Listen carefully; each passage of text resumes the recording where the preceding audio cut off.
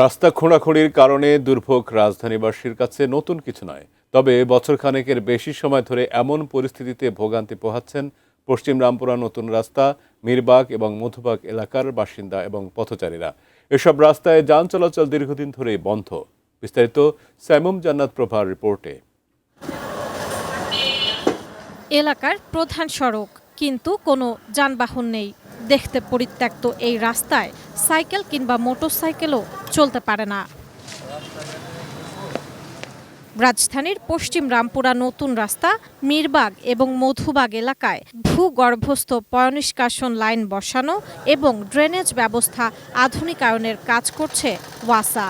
প্রায় ১.৫ বছর ধরে চলছে এ কাজ করে, আবার জিরায় আবার করে, মানে এরকম করে আজকে ২টা বছর ধরে এলাকাটায় প্রত্যেকটা গলি, শুধু এইটা না, এইখানে তারপর আরও সামনে প্রত্যেকটা গলি মনে করেন এরকম করে কাটা।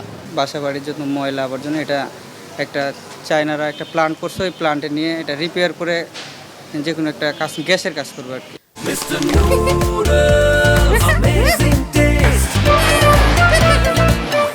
স্থানীয়রা জানান, রাস্তায় নির্মাণ সামগ্রী ফেলে রাখায় জরুরি প্রয়োজনে অ্যাম্বুলেন্সও প্রবেশ করতে পারে না।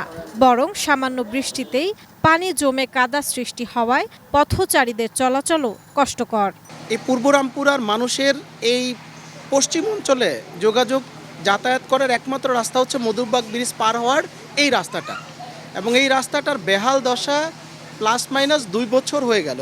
চলাচলে অসুবিধা বলে রাস্তার দুপাশের ছোট বড় শতাধিক প্রতিষ্ঠানের ব্যবসাতেও মন্দা চলছে দীর্ঘদিন ধরে। যত দোকানপাট আছে, ব্যবসায়ীরা আছে, তারা অনেক অবস্থা, খুবই খারাপ অবস্থা। আমি প্রায় 8 থেকে 10 লক্ষ টাকা আমি নিজেই লস করেছি, করে আমি এখন রাস্তার উপরে চলে আসছি। আমরা যারা ব্যবসায়ী আছি, ছোট বড় যারা আছি, আমরা একদম মাটির সাথে মিশে গেছি। সব দোকানই অসাল, অনেক কাজের জন্য 4টা রাস্তায় বন্ধ হয়ে গেছে। মিরবাগ, মধুবাগ, এরপর ওই মিরির ট্যাগ, এটি কোনো গাড়ি যাতায়াত নেই। শেষ কবে হবে আমরা জানি না। তো এই জন্য আসলে আমাদের যে ব্যবসায়িক ক্ষতি, আমরা এই ক্ষতিপূরণ কার থেকে যাইব আমরা নিজেরাও জানি না। সরকারের দৃষ্টি আকর্ষণ যে এটা যাতে দ্রুত কাজটা সম্পন্ন করে আমাদের ব্যবসায়ীদের মুক্তি করে। উন্নয়ন কাজের কারণে এমন ভোগান্তি দ্রুত নিরসন চান এলাকাবাসী। এজন্য কাজ শেষের সময়সীমা বেঁধে দিয়ে দীর্ঘসূত্রতার জন্য দায়ী ঠিকাদারের শাস্তি দাবি করছেন তারা। সাইমুম জান্নাত প্রভা, এটিএন নিউজ, ঢাকা।